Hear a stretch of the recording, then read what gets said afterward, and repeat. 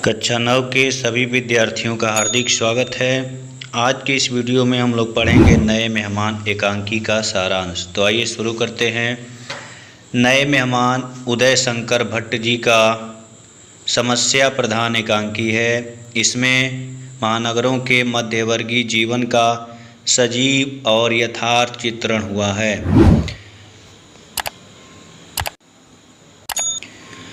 बड़े बड़े नगरों में आवास की समस्या बहुत बढ़ गई है। मेहमानों के आ जाने पर यह समस्या कितनी अधिक बढ़ जाती है, किस प्रकार घर के सदस्यों का हृदय संकुचित हो जाता है, इस तथ्य का बड़ा रोचक और सजीव चित्रण प्रस्तुत एकांकी में हुआ है। इस एकांकी का सारांश इस प्रकार है। एकांकी का मुख्य पात्र विश्वनाथ है। एकांकी का मुख्य पात्र विश्वनाथ है। वह एक बड़े नगर की घनी बस्ती में रहता है। उसका मकान बहुत छोटा है। उसी में वह पत्नी रेवती तथा प्रमोद एवं किरण नाम के 2 बच्चों के साथ जीवन व्यतीत कर रहा है। उसका छोटा बच्चा बीमार है। पत्नी का गर्मी के कारण बुरा हाल है। रात के 8 बज चुके हैं। मकान की छत बहुत छोटी है। उस पर चारपाई बिछाने तक का भी स्थान नहीं है। पड़ोसिन बहुत कठोर स्वभाव की है। वह अपने खाली छत का प्रयोग नहीं करने देती। दोनों पति पत्नी एक दूसरे को आराम पहुंचाने के विचार से परस्पर एक दूसरे से छत पर सोने का आग्रह करते हैं। अतः विश्वनाथ छत पर सोने के लिए तैयार हो जाता है। जैसे ही वे दोनों सोने की तैयारी करते हैं, वैसे ही बाहर से कोई दरवाज़ा खटखटाता है। विश्वनाथ दरवाज़ा खोलता है तो 2 अपरिचित व्यक्ति बिस्तर और संदूक के साथ अंदर आ जाते हैं। उनके नाम बाबूलाल और नन्हेमल हैं। विश्वनाथ उन्हें नहीं पहचानता, फिर भी वे बेशर्मी से घर में रुक जाते हैं और विश्वनाथ से बर्फ़ के ठंडे पानी की मांग करते हैं। विश्वनाथ उनका पता पूछता है तो वे दोनों बातों में उड़ा देते हैं। विश्वनाथ संकोच के कारण कुछ नहीं कह पाता।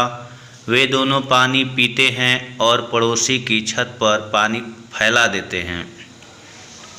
पड़ोसी को गुस्से में देखकर विश्वनाथ क्षमा याचना कर लेता है। जब विश्वनाथ दबे मन से उनके भोजन के लिए पूछता है तो वे तुरंत हाँ कर देते हैं। रेवती खाना बनाने के लिए तैयार नहीं होती तथा बाहर से भी भोजन नहीं मंगाने देती और अपने पति से जिद करती है कि पहले इनका पता ठिकाना पूछो। जब विश्वनाथ साफ पूछता है तो पता चलता है कि वे भूल से उसके घर आ गए हैं। वास्तव में उन्हें पड़ोस के ही कविराज रामलाल के घर जाना था। यह ज्ञात होने पर विश्वनाथ के बच्चे उन्हें सही स्थान पर पहुंचा आते हैं। ज्यों ही पति पत्नी इन दोनों से मुक्त होते हैं और जब ये लोग सोने ही वाले होते हैं कि नीचे फिर दरवाज़ा खटखटाने की आवाज़ आती है। रेवती अपने भाई का स्वर पहचान कर प्रसन्न हो जाती है। रेवती को इस बात का दुख है कि उसका भाई भी मकान ढूंढता रहा और इतना परेशान होने के बाद सही स्थान पर पहुंचा है। बच्चे मिठाई और बर्फ़ लाने के लिए जाते हैं। भाई के बार बार मना करने पर भी वह खाना बनाती है। विश्वनाथ मुस्कुराकर व्यंग में कहता है, कहो अब।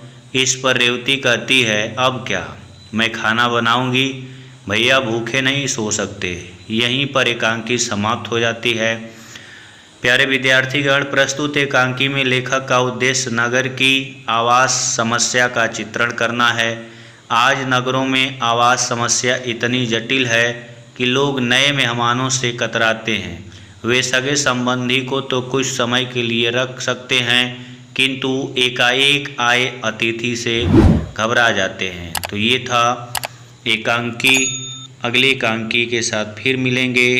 तब तक के लिए जय हिंद।